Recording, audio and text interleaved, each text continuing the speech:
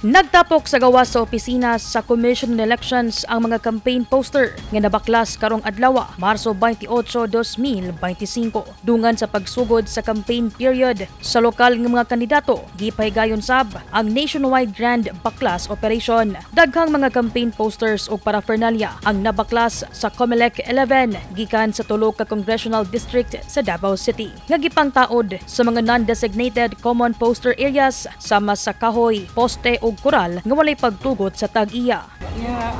Actually karong buntaga no sa man mi nagsugod. Way gid ang mo nakuha. Second district man ko nagkuyog. So gikan mi diri magsaysay park padung adlaw. And even if nakita na mo nga medyo limpyo na gani ang dalan, pero daghang paghihapon mi nakuha.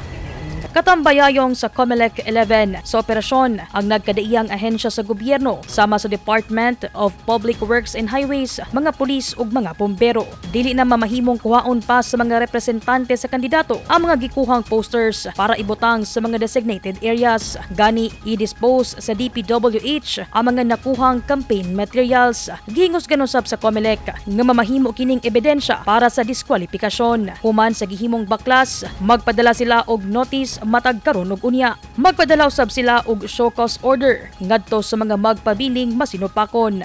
Right after the baklas, magpadala na pud mi og notice every now and then kay kani pagtanggal na mo ani pagbalik na pud na mo aning kalsadahan na pud na ipamutang balik.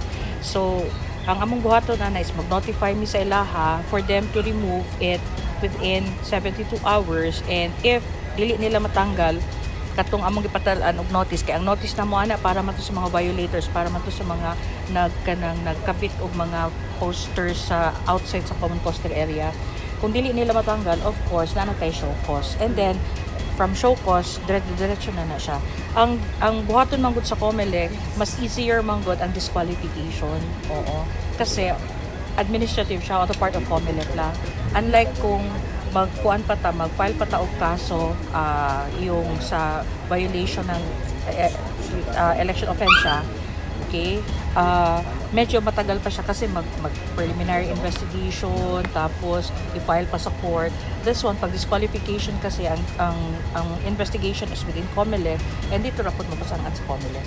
Mas pakusgan pa karon sa COMELEC ang ilang monitoring, sanglit mas duol sa katawhan ang lokal nga mga kandidato. Nanawagan usab ang COMELEC ngadto sa mga kandidato nga magmabinantayon sa mga regulasyon sa piniliay. Sugod na ang ato ang campaign period, tanan na local, national, so naa na mag-igmat na sila because there are certain prohibitions nga dili gid nila dapat buhaton, no?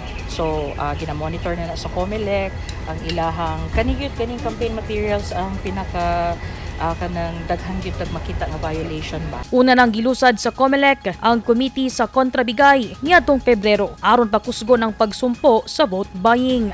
Yes, natay total prohibition kasi naagid sa ato ang kanang resolution, COMELEC resolution nga naay kanang total prohibition on the distribution of katong AX, akap, tupad, porpis, I think. Oo.